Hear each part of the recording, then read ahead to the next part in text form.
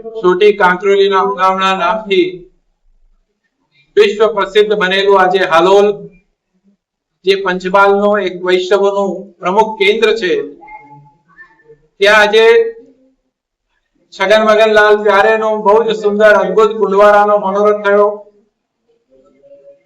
द्वारकाधीश मंदिर में पण अत्यारे शहर में अद्भुत मनोरथ नु आयोजन छे। मने पण तमाम हालोलनी संस्थाओं द्वारा सन्मानित करवामां आव्यो अने षष्ठी पूर्ति महोत्सवनु एक सुंदर आयोजन करवामां आव्युं।